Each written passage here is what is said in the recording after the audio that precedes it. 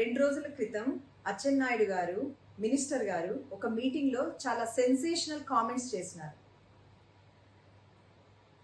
Super 6 హామీలలో భాగంగా అన్ని హామీలు ఇచ్చేసాము, ఒక్క ఆడబిడ్డ నిధి మాత్రం ఇవ్వలేకపోతున్నాము.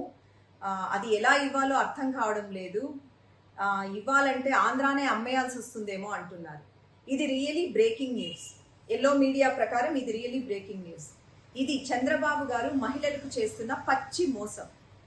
ఎందుకంటే ఈ హామీ ప్రకారం దాదాపు 2 కోట్ల మంది అర్హులున్నారు.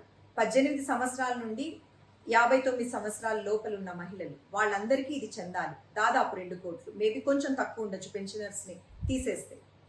కాబట్టి ఈ ప్రకారం అయితే వాళ్ళు నెలకు 1500 చొప్పున ఇంట్లో ఉన్న ప్రతి ఒక్క మహిళకు అందాలి. ఇప్పటికే 1 ఇయర్ అయిపోయింది.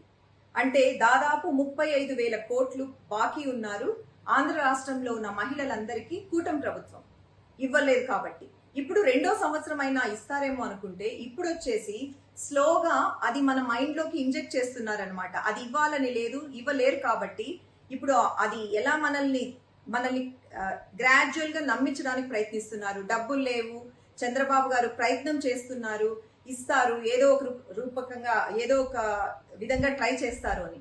కానీ ఒక్కటే మిమ్మల్ని అందరినీ అడుగుతున్నాను, సూటిగా అడుగుతున్నాను, ఇవన్నీ మీకు ముందే తెలుసు. ఎందుకంటే మీరే చెప్తారు 40 ఇయర్స్ ఇండస్ట్రీ అని, విజనరీ లీడర్ అని, నేను అది కనుక్కున్నా, చంద్రమండలంలో కూడా నేనే పంపించినాను, ఇలాంటివి ఎన్నెన్నో చెప్తుంటారు. ఐటీ నేనే స్టార్ట్ చేసినాను ఇండియాలో, ప్రతి ఒక్కటి చెప్తుంటారు కదా. మీకు ఇది తెలియలేకపోయిందా? ఎందుకంటే మా ప్రభుత్వం పాలనలో ఉన్నప్పుడు మీరే కామెంట్స్ చేసినారు, ఆంధ్ర శ్రీలంక అయిపోయింది, అప్పుల పాలయ్యిందని. కానీ అలా ఉన్నప్పుడు ఎన్నికల ముందు ఎలా మీరు ఇన్ని హామీలు ఇచ్చారు? చంద్రబాబు గారు సూటిగా అడుగుతున్నాను మిమ్మల్ని, ఎలా ఇన్ని హామీలు ఇచ్చారు?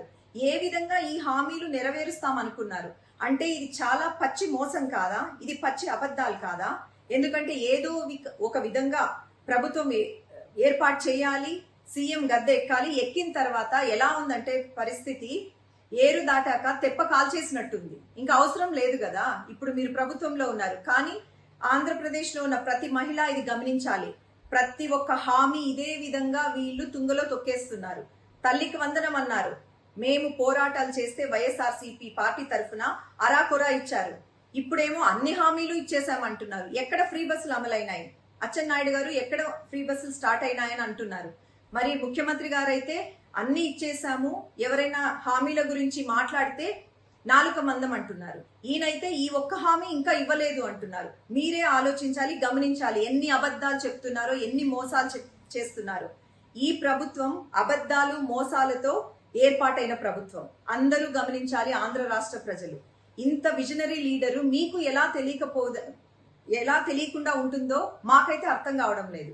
ఈ ప్రకారం ఈ ఒక్క ఆడబిడ్డ నిధి చూస్తే 5 ఏళ్లలో మొత్తం దాదాపు 2 కోట్ల మహిళలకు 1,75,00,000 కోట్లు ఇవ్వాల్సి ఉంటుంది, కేటాయించాల్సి ఉంటుంది. సో అంత మీరు బాకీ పడున్నారు, మహిళలకు బాకీ రుణపడి ఉంటారు. గుర్తుపెట్టుకోండి, ఈ ప్రభుత్వంలో మహిళలకు ప్రతి ఒక్క ఏదో ఒక విధంగా మహిళలకు మోసం జరుగుతూనే ఉంది. హామీల ప్రకారంగానూ మోసం, మళ్ళీ ఏదో ఒక దగ్గర ప్రతిరోజు ఎక్కడో ఒక దగ్గర మహిళల పైన అఘాయిత్యాలు, లైంగిక వేధింపులు జరుగుతూనే ఉన్నాయి. 2 రోజుల క్రింద హిందూపూర్లో బాలకృష్ణ గారి ఇలాఖాలో ఒక ప్రభుత్వ ఆసుపత్రిలో పనిచేస్తున్న శానిటేషన్ డిపార్ట్మెంట్ లో పనిచేస్తున్న ఒక మైనారిటీ మహిళని వేధింపులకు గురి చేస్తున్నారు. ఆమె జాబ్ కోసం వెళ్తే పక్కలోకి రాకపోతే నీకు జాబ్ లేదంటున్నారు.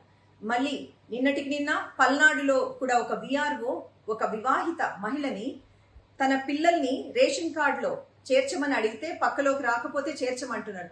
అసలు ఇది ఇక్కడ ఏం జరుగుతోంది? మహిళలకు మీరు చేసే న్యాయం ఇదేనా? మీరు ఎలా మహిళలకు సేఫ్టీ ఇస్తారు? ఎలా మహిళల గౌరవాల్ని కాపాడతారు అని మేము వైఎస్ఆర్సీపీ తరఫున తీవ్రంగా ఖండిస్తున్నాం. ఈ ప్రభుత్వ విధానాల్ని, ఈ మహిళలకు చేస్తున్న మోసాల్ని తీవ్రంగా ఖండిస్తున్నాం. కానీ ఒక్కటైతే గుర్తు పెట్టుకోండి, మేము ఈ హామీలు మీరు అమలు పరిచేంత వరకు మేము వైఎస్ఆర్సీపీ పార్టీ తరఫున పోరాటం చేస్తూనే ఉంటాం. Thank you.